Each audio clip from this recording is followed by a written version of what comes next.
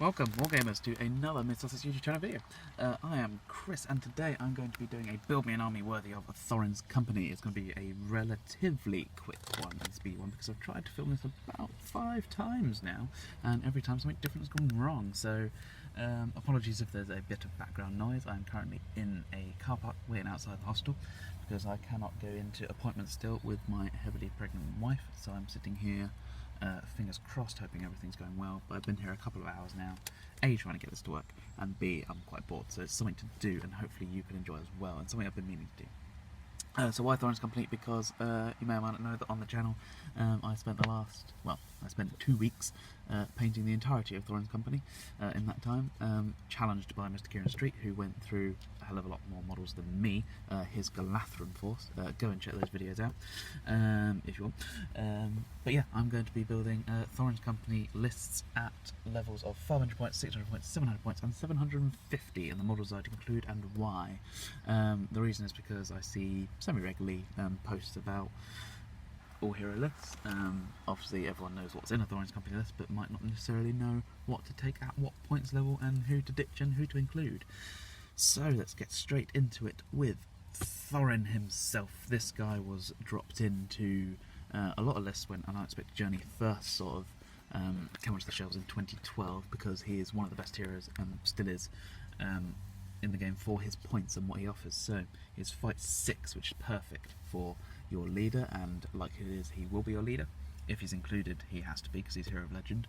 But unlike I've got Scouts and Rise of the Theodem, he doesn't have to be in the list. But yeah, he has fight 6, which is good stuff. Strength 4, exactly what you need. Defense 7, base, which is great because your elite opposing troops and your heroes are going to need straight 6s to be able to wound him. 3's in all the right places, 3 attacks, 3 wounds, 3 might, 3 will, 3 fate, and he has courage 6 as well. So yeah, dwarf, armor and sword. He's a very solid, sturdy profile for a century of points.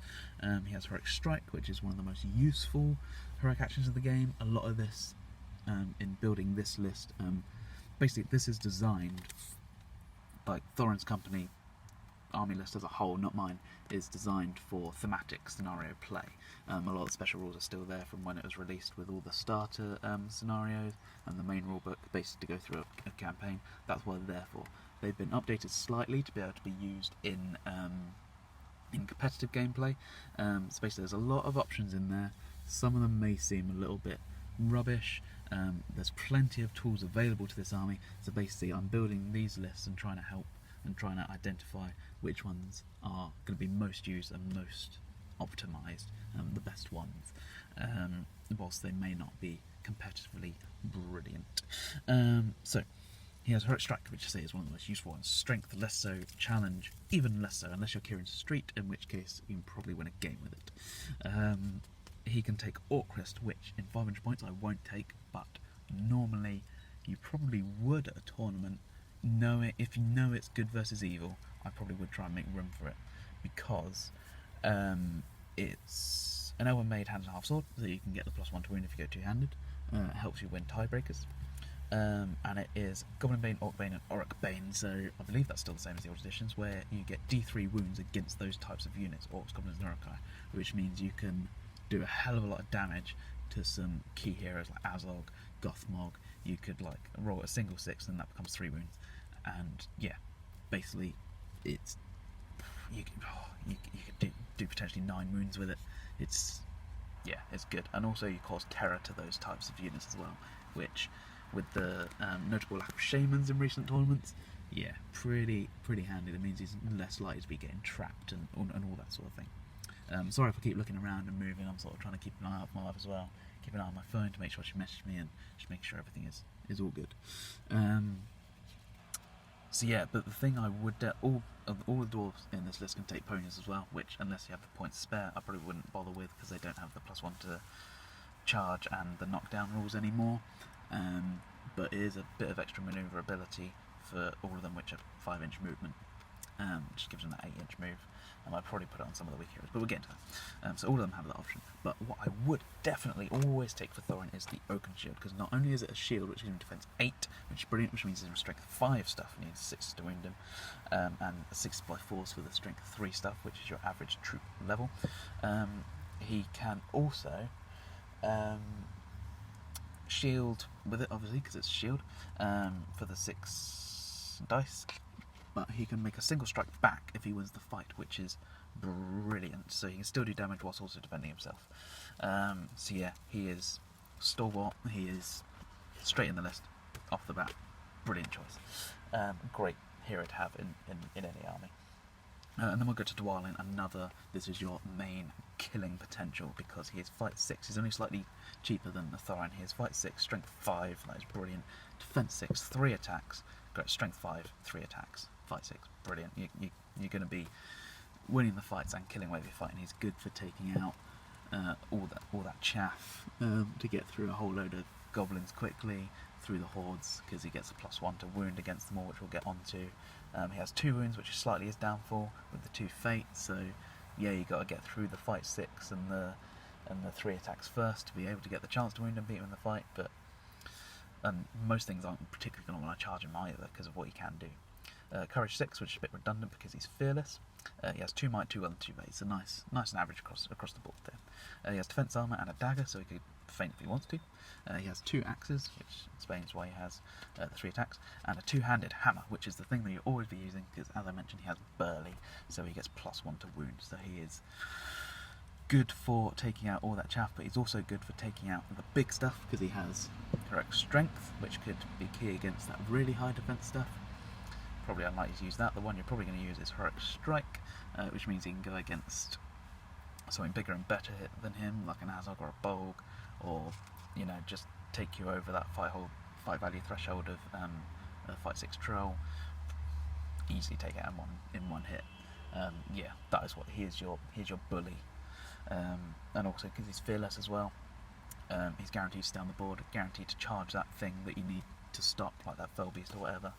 Yeah, he's a second solid choice, but 2 very expensive heroes straight away, which is why we're going to include someone who's less than half a century of points, and probably a surprise maybe to some people. We have Biffa the Dwarf. He is a hero of fortitude, Dwalin was a hero of valour, if that's interesting to you at all. Biffa, so he is 5'4", he has a 3+ shoot value, because I didn't know this, he has throwing stones. Handy little tool, I guess. Like I say, there's lots of tools in this army, whether they're any good or not, who knows, but they're still there to be used. One thing I will say about this list is don't try and force yourself to use all of these rules. Don't try and make them all work, because it ain't going to happen. I'm building this list based on the ones that are going to be most useful and most likely to come up. But if they don't happen in the game, then don't worry about it. They're basically there if you need them. They're handy. It could come about that you're fighting an army that has no shooting, and all you got is Biffa with a throw stone, and that just gives you a couple of turns to try and throw a stone at a hero's horse. Is a handy, but try and hold Biffa back just to use 1 throw stone when you don't need to. It's just kind of there, which a lot of these rules are. Which I'm trying to utilise the best ones, optimise, I should say. Anyway, he is 5'4", 3+ shoot value, 3 throw stone, strength 4, defense 5, 2 attacks, 2 wounds, courage 5. 2 might, 1 will, and 1 fate, so he's a captain level stat line for a captain level price, plus some extra little bits as well, so he's probably one of the better ones for his points, to be honest. He has armour, a dagger, and a boar spear, which is a unique piece of wargear to him. The boar spear can be used as either a spear or a 2-handed axe, so he gets a +1 to wound business as well. Obviously he gets the -1 for it, because he doesn't have weapon master or burly or anything like that, but could be really handy if he's in a fight with something with Dwalin and Thorin, knowing you're going to win the fight. Go 2-handed with Biffa, just make sure you kill that thing that you're fighting. Could be good.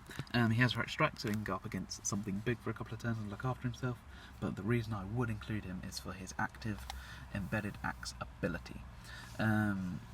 So, as we all know, Biffa has an axe in his head, so instead of striking normally, you may make a single strike against Biffa's opponent. If Biffa manages to successfully wound his opponent, doesn't have to kill it, just wound it, then the axe has been removed from his skull. Once the axe blade is removed, Biffa may call a heroic move each turn without reducing his own might store. That is brilliant. So basically, things that bring down all heroes' lists is when they start to run out of might and other stats. It's a war of attrition with them. Popular phrase with Damien O'Byrne. as soon as you start to run out of things, then your hero force will go down one by one, and it will domino from there. He, with his free heroic move, he stops and the likelihood is they're all going to be quite close together as well, looking after each other and working off each other. He basically means that Thorin, Dwalin, all your big stuff aren't using their might points that they need to win fights and kill stuff. He's keeping them moving for free, essentially, whilst your opponents are then spending their might points to counter it. So they're reducing their might and you're not at all, and you're just keeping your force moving, picking where to fight, which is key with all heroes, and also with Biffle, which makes him great because you'll then want to protect him after that. He'll become target number 1. He's quite easy to take out, defense 5, 2 wounds, 1 fate. He's got a spear, so you can keep him behind your battle line as much as you can call it a battle line with an all hero force, making sure he's less in the combat than you'd want him to be. Keep him out of danger, keep that might point flowing, because that is brilliant. So he is straight in the list. And then we go on to another fighter who is Nori, just over half a century of points. He is fight 5, strength 4, defense 5, 2 attacks, 2 wounds, courage 5, 2 might, 1 will, 1 fate. Another nice sort of captain level stat line, but he's got a fight 5 as well, which is very tasty. Armor, a dagger, so he can feint, and a 2-handed mace. 2-handed mace is what you're going to be using because he is weapon master. So not only is he never considered unarmed, so if he gets shattered by the Gundabad Shaman, I think it is, he still counts as having war gear, but he doesn't suffer the -1 in the duel of having 2-handed weapons, so he gets +1 to wound against everything. Again, he can go through the standard troops, the chaff, quite easily, or he can go in with one of your big guys against one of your opponent's big guys and just assist in the wounding there. Yeah, really strong option for his points. Same as Dory, for the same amount of points. It's fight 5, strength 4, defense 5, 3 attacks. Reliable fighter. 2 wounds, courage 5, 2 wounds, 2 might, 1 will, 1 fate. He has armor, a sword, and a flail. Flail you're unlikely to be using. That's the thing where you can reduce your fight value to attack everything around you. Because you've got 3 attacks, you're in a pretty good position to be winning the fight anyway, against troops anyway. I should also mention that Nori has heroic strike as well, so you can go up against something big. Dory does not, he only has heroic strength. He's a good sort really, which is a passive ability. If you have Bilbo within 3 inches of Dory, Bilbo may spend Dory's might, will and fate as if they were his own. Again, you're probably not going to be passing off Dory's killing potential, using that might for that. But if you really need it with Bilbo, then it's there. So they are 2 really good mid-level fighters that aren't going to be particularly high targets for your opponent, but will quietly just chop through quite a lot of stuff. Because your opponent's going to be trying to stop Thorin, your leader, and Dwalin, and stop them doing damage, and Nori and Dory just got on with their business. Same for Gloin. He is a mini Gimli, so he's not quite as good as. He is cheaper though. He is fight 6, 4+ shoot value. He has throwing axes, strength 4, defense 7, good, like we mentioned with Thorin, needing the 6 to wound him. 3 attacks, very good. 2 wounds, the 2 wounds and 1 fate. A bit liable, 1 bad combat and he could go down. It's a lot of points to lose in one go, but yeah, he's got fight 6 and 3 attacks, so there's going to need to be quite a bit on him to take him out. Courage 6 as well, 2 might, 1 will, 1 fate.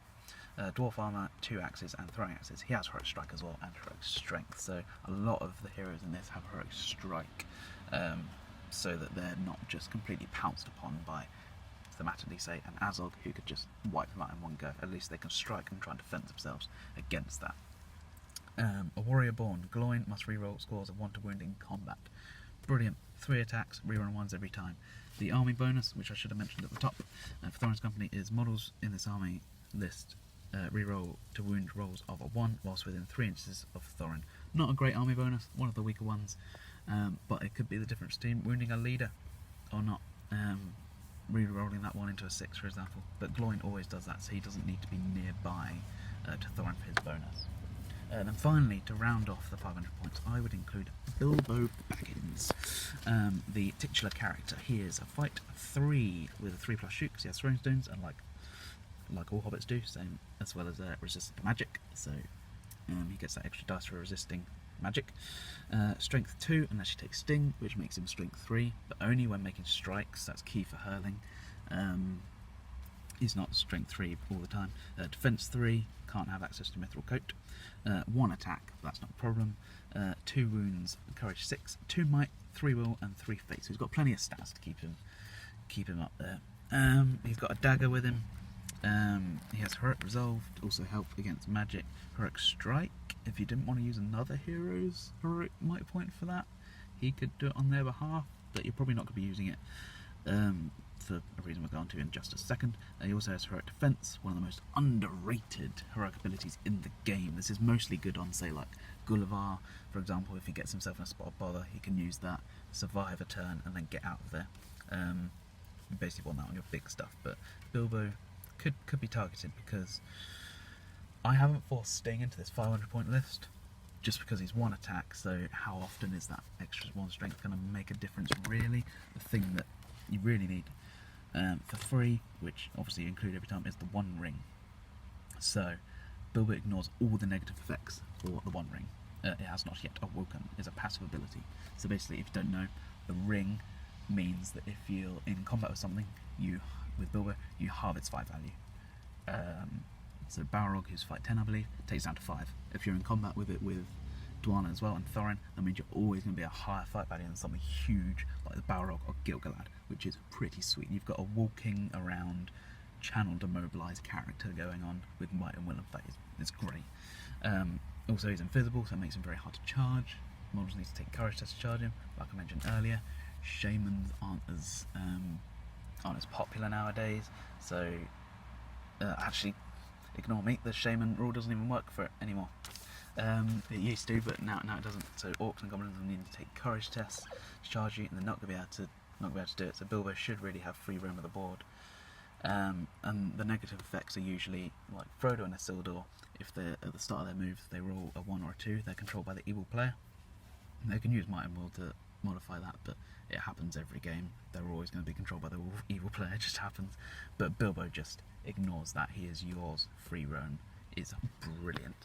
So he is in there for that. He's sort of your magic user. So that is 7 heroes in at 500 points. That is Thorin with Oakenshield, Dwalin, Biffa, Nori Dori, Gawain, and Bilbo with the 1 ring. On to 600 points. Very simple. Add in Fili and Kili. Sorry if that's a horrible sweeping sound with the book. So I'll read them together because they're basically the same. So Kili and Fili are fight 5, 3+ shoot value, strength 4, defense 5, 2 attacks, 2 wounds, courage 5, 2 might, 1 will, 1 fate. Just above a captain level sort of stat line because they got their fight 5. Kili has a dwarf bow, Fili has throwing axes. Both very useful, gives you that tiny little bit of range if your opponent has no shooting, and then you got a tiny bit, means that you can do a bit of damage before the lines meet. Perhaps again try and aim for some heroes, chip off some fate points and all that sort of stuff. Both have Heroic Strike. More Heroic Strike in the army, always handy. Means they can look after themselves against that big thing, take on trolls and whatever. Kili has Heroic Accuracy, and Fili has Heroic Strength. You're unlikely to be using those. Now, one of the most probably laughed at special rules in the game, because it's rubbish but could also be brilliant once in 1,000 games. Combat Synergy. If they're in base contact with each other at the start of any phase, they may swap places. Doesn't count on moving. So the idea being that you'd have, like, say, Kili, who has 1 wound left, no might, no fate, against something horrible and terrifying, he's gonna die. You can swap Fili and Kili round, and if Fili is completely healthy. Usually then what happens is Fili gets destroyed and dies, and you lose all his stats, and then you're just left with Kili, who has nothing left. That's usually what happens. But again, it's an option that's there that could be pretty key in the game. So that is the 600 points. Now 700 points. I now give Sting to Bilbo, and Orcrest to Thorin, because you're going to be fighting a whole lot more stuff, some bigger stuff, so that Elven Blade's going to come in handy. I would then add in Ori. Why the hell would I add in Ori? He is the cheapest one there. He's only fight 3. He has a 3+ shoot value, has a slingshot, so a bit more range into the game. Strength 3, he's not going to be doing a lot of killing because he also has defense 4 and 1 attack, so he's the easiest one to take out of all of them. He's the youngest and the most inexperienced.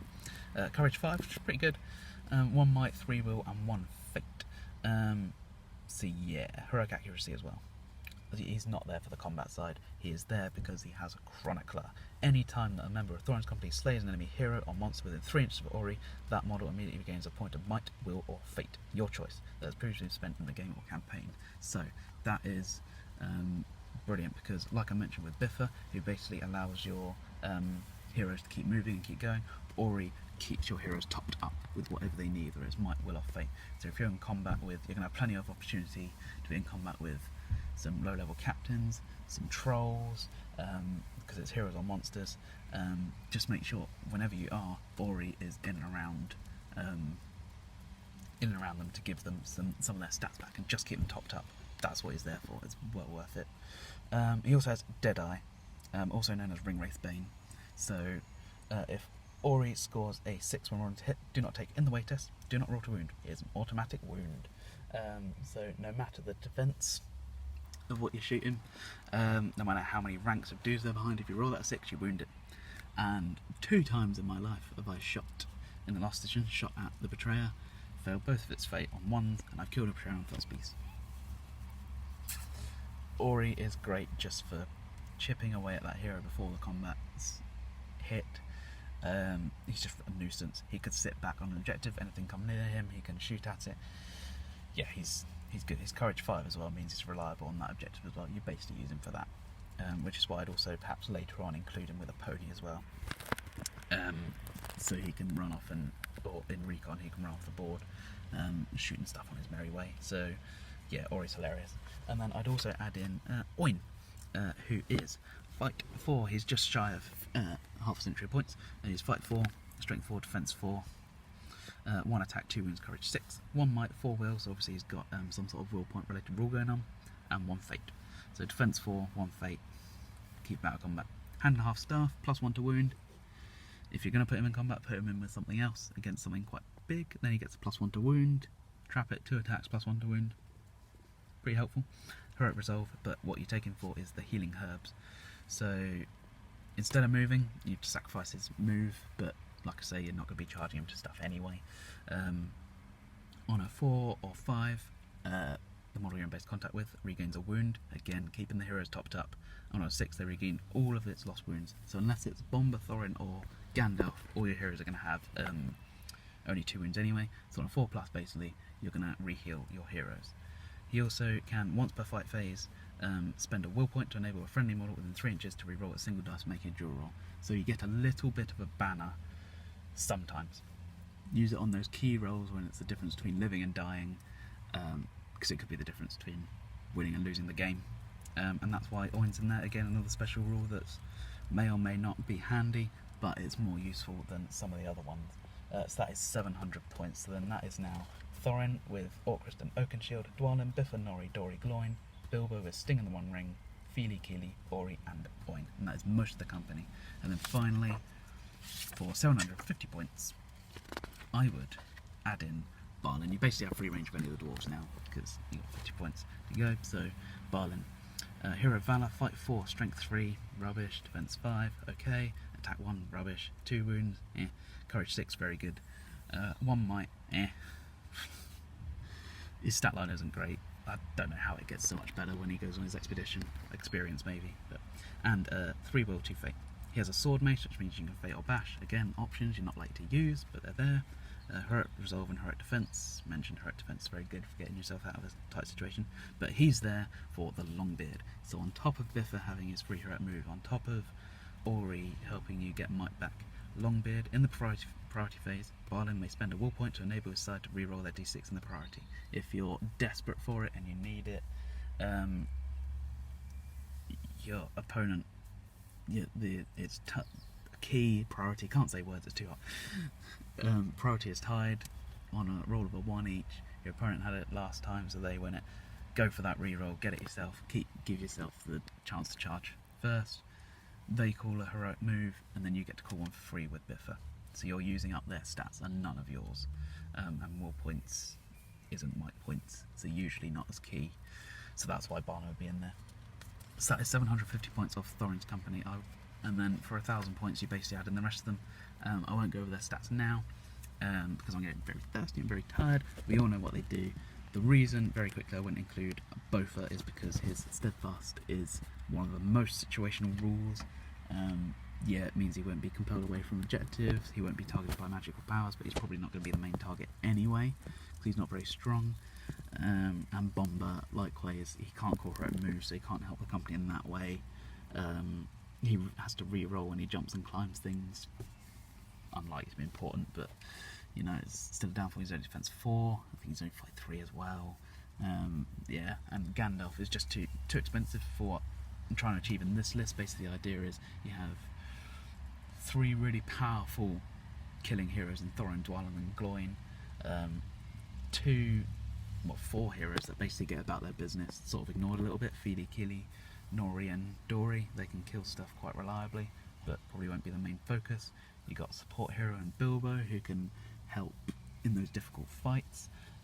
Biffa who keeps the army moving. You got Oin who can top up some wounds, and Ori and get some might back for you. So basically they all work off of each other, all in quite close proximity, all helping each other just to keep going, hopefully long enough to break your opponent and see out the game. Gandalf adds not too many points. He's too easy to stop.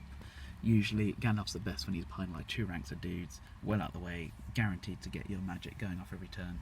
He'd be on a horse as well, so you can charge the odd thing with him if you want to get him involved, but you want to make sure you're getting those magical powers, and for his points cost you can't guarantee that. He's just too easy to get to, so that's why I choose the other ones. So yeah, that is how I'd build my Thorin's Company. If you enjoyed this, give it a thumbs up. Let me know if you've ever used Thorin's Company before, and if you found them any good.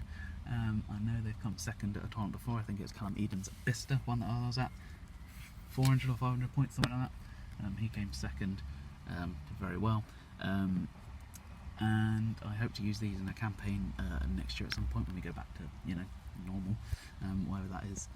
So they will be on the channel at some point. So yeah, thank you very much for watching. Sorry there weren't any models involved, but this is very much a painting one. Don't watch me. And yeah, till next time.